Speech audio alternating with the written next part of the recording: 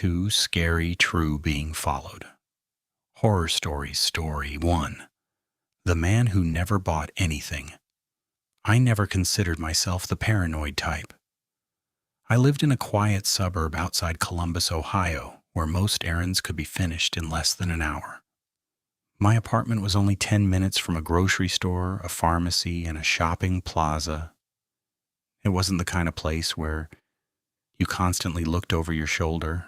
At least, that's what I believed. Every Tuesday after work, I'd stop at the same grocery store before heading home. It became a routine. I'd grab a shopping basket, buy enough food for the week, maybe stop at the coffee shop next door, then drive back to my apartment before it got dark. Nothing exciting ever happened, which is probably why I didn't notice him the first time.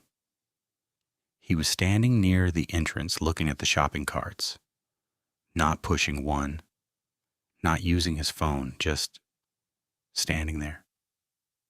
I walked past him without thinking twice.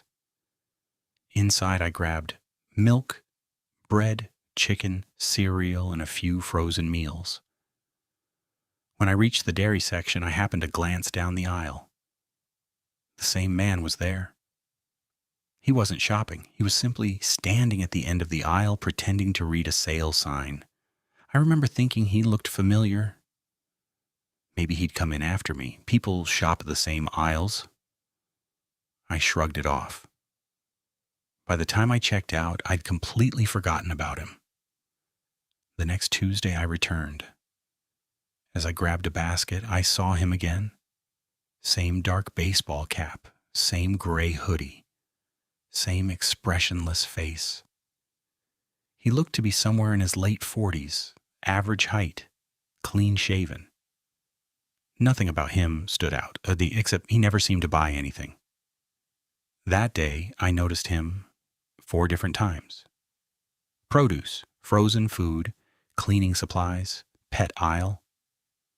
I didn't own a pet, neither apparently did he, because every time I looked, he was just watching. Not directly. Just enough to make me uncomfortable. When I got to the register, I looked back. He was gone. Again, I convinced myself I was imagining things. Big stores, people cross paths, that's all. A week later, my younger sister Emily came with me. She was 16 and needed groceries for our mom while I picked up mine. We split up to save time. About 20 minutes later, she met me near the checkout lanes. Before I could ask if she'd found everything, she leaned closer and quietly said, "Who's the guy behind us?"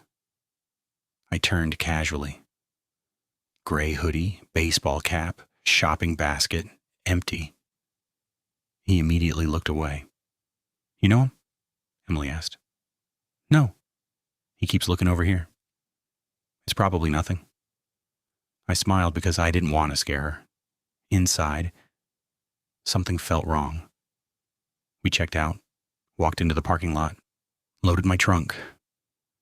As I pushed the shopping cart toward the return area, Emily suddenly stopped walking. "He's still here." The man was sitting inside an older silver SUV parked 3 rows away. Engine running, lights off.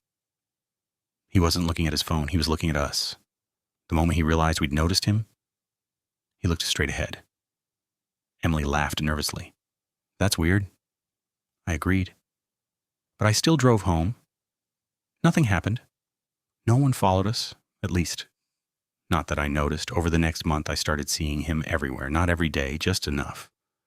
The pharmacy, a hardware store, the bookstore, even a gas station across town.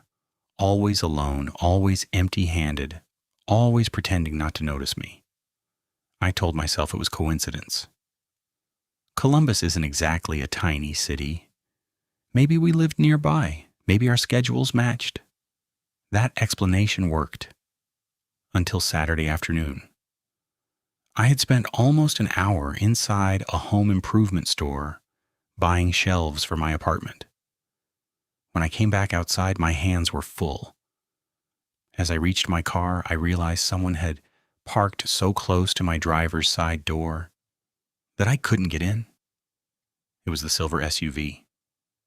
I looked around the parking lot. Empty. The driver wasn't inside.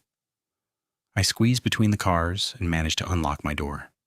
That's when I heard footsteps, slow. Behind me, I turned. It was him. He smiled politely. Sorry about the parking. His voice sounded completely normal, almost friendly. No problem, I answered. He didn't move. Instead, he looked into the back seat of my car. You live around here? Every alarm bell in my head started ringing. I've got to go. I shut the door, locked it, started the engine. As I backed out, he remained standing exactly where he was, watching. That night, I couldn't stop thinking about the conversation. He hadn't threatened me, hadn't touched me. Maybe he was socially awkward. Maybe I was overreacting. The following Tuesday proved I wasn't. I finished grocery shopping around 8:30. The parking lot was nearly empty. As I pushed my cart toward my car, I heard another cart rolling behind me. Slowly,